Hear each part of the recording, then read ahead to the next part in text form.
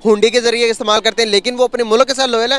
वो direct bank के through पैसे भेजते हैं अपने मुल्क के अंदर, अब ताकि गवर्नमेंट को फायदा हो। हमारे डायरेक्ट पैसे क्यों नहीं आते? और अगर हम पाकिस्तान की बात करें, हमारे पूरे पाकिस्तान में इस वक्त जो हमारे खजाने में सिर्फ 4, कोई कहता है 6 बिलियन, अगर हम कहते हैं चलो 6 बिलियन डॉलर ही पड़े हैं, आप फर्क देख लें हमारे पूरे पाकिस्तान की कमाई और इंडिया के जो लोग हैं जो बाहर है उनकी कमाई दी।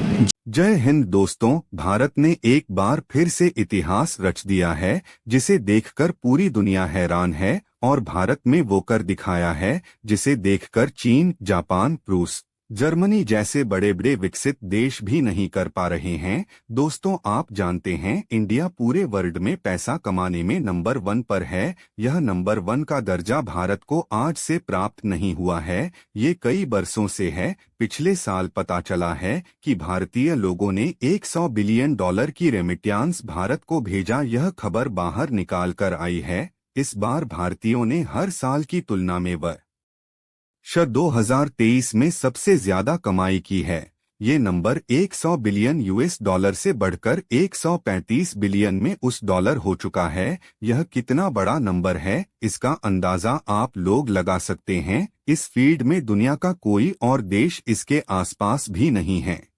चीन हर मामले में भारत से आगे रहता है। 2023 में चीन में बात करें तो इस बार चीन में $50 बिलियन रेमिटेंस प्राप्त हुआ है। इसका अंदाजा आप लगा सकते हैं कि भारत विश्व में सबसे ज्यादा रेमिटेंस कमाने वाला देश बन गया है। आप यह भी अंदाजा लगा सकते हैं कि दुनिया में अन्य देशों की तुलना में कितनी ज्यादा रेमिटेंस भारत में आया है। इसका सीधा असर भारत की अर्थव्यवस्था में पड़ेगा और भारत का रुपया मजबूत होगा। इसकी वजह से भारत में महंगाई भी तेजी से नहीं बढ़ पाएगी और उसमें भी कमी देखने को मिल सकती है। जितना ज्यादा रुपया भारत में आएगा उतना ज्यादा देश मजबूत होगा, उसकी इकोनॉमी मजबूत होगी हो या महंगाई भी कम होगी और हमारे यहाँ जनता को कोई भी ज्यादा महंगाई का सामना नहीं करना पड़ेगा, जो भारत के लिए अच्छी खबर है। भारत रेमिटेंस की कमाई करने वाला दुनिया का सबसे बड़ा देश बन चुका है। ये तबाही का वर्ल्ड रिकॉर्ड बन गया पाकिस्तान। मैं आपको थोड़ा एक्सप्लेन कर रहा हूँ, आप समझे।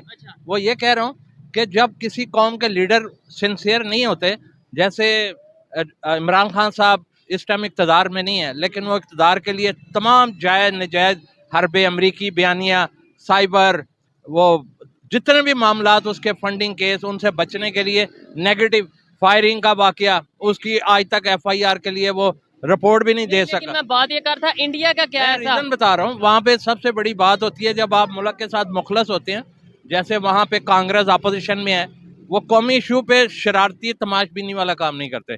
उसकी वजह से वहाँ के डिपॉजिट भी बढ़ रहे हैं, उनकी कोरोना के बाद भी जो तरक्की की शरारत, इकोनॉमी भी 5वें नंबर वो ऊपर ही गई। यस, तो अगर यही कौम में, हमारे में, लीडरों में ये शर्म आ जाए तो वो ये यहाँ भी बेहतरी आ सकती है। अच्छा, देखने में ये आ रहा है, ठीक है, पैसे ओवरसीज काम भेज रहे हैं, समझ आ रही है, लेकिन यहाँ पाकिस्तानी जो बिजनेसमैन पाकिस्तान में काम कर रहे हैं, वो अपना बिजनेस दूसरे कंट्रीज में लेकर जा रहे हैं। कोई बांग्लादेश जा रहा है, कोई यहाँ से, कोई मतलब कहीं चाइना जाके बिजनेस कर रहा है, पाकिस्तान से बिजनेस। एक्चुअली पाकिस्तान, ये हम कह नहीं सकते कि अच्छी अपॉर्चुनिटी मिलती। मेरे ख्याल से जितने भी लोग हैं इंडियन के साथ कम्पीट कर रहे हैं इस टाइम, लेकिन जो मुल्क के हालात और जो सैचुरेशन है, हमारी इकोनॉमी जितनी अनस्टेबल है, कोई भी अपना पैसा रजिस्टर नहीं करवाना चाहता। Once they go out from here, they want to live and spend their lifes there, they do not want to come there and just कि यहाँ आगे एक पैसा करें। तो मेन रीज़न ये है कि कोई भी यहाँ ना इन्वेस्ट नहीं करना चाहता और ना अपने असासे शो करना चाहता, क्योंकि हमारी गवर्नमेंट की पॉलिसीज़ ऐसी हैं कि वो पे बैक इसका कुछ नहीं देते। एंड देन सेकेंडली वो इसका कोई आउटकम, लाइक हम भी अगर टैक्स पेयर हूँ, मैं भी एक टैक्स पेयर हूँ, मुझे कोई आउटकम नज़र नहीं आ रहा। मुझे, अगर मैं हर जगह जा रहा हूँ, मुझे सिर्फ करप्शन नज़र आ रही है।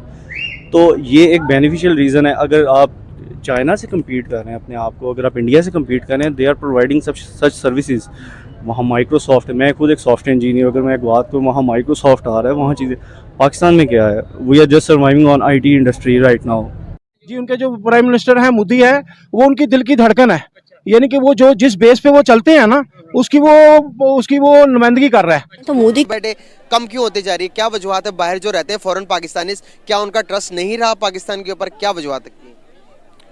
नहीं, ऐसी तो ज़्यादा इशू नहीं है।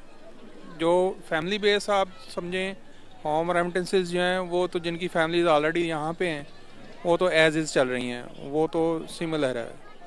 और जो बिज़नेस से रिलेटेड हैं, उसमें कह सकते हैं कि हो सकता है अनसर्टेनिटी जो है यहाँ पे उसकी वजह से कोई जो अप डाउन जो चल रहा है उसकी वजह से हो सकता है वो कमी आई हो उसके अंदर। अदरवाइज होम रेमिटेंसेस जो है ना वो तो उनमें ऐसा कोई इशू नज़र नहीं आता। अगर इशू नहीं है तो फिर कम क्यों हुआ लास्ट के टाइम से? वही बता रहा हूँ ना कि जो जिनकी फैमिलीज यहाँ पे रिजाइड कर रही हैं, जो फॉरेनर गए हुए हैं, ओवरसीज़ पाकिस्तानी जो गए हुए हैं, तो वो अपनी फैमिलीज़ को जैसे एक्सपेंस के लिए जो आपको रेमिटेंस भिजवाते थे वो एज इज़ आ रही हैं, उसमें तो कमी नहीं हो सकती, बल्कि ज़्यादा ही इजाफा ही मैं हुआ। आपको बात कर रहा हूँ, डे बाय डे हर साल बढ़ता है, इस साल कम क्यों हुआ? क्या पाकिस्तानी डायरेक्ट इनकम नहीं भेजते या हुंडी के जरिए भेजते हैं?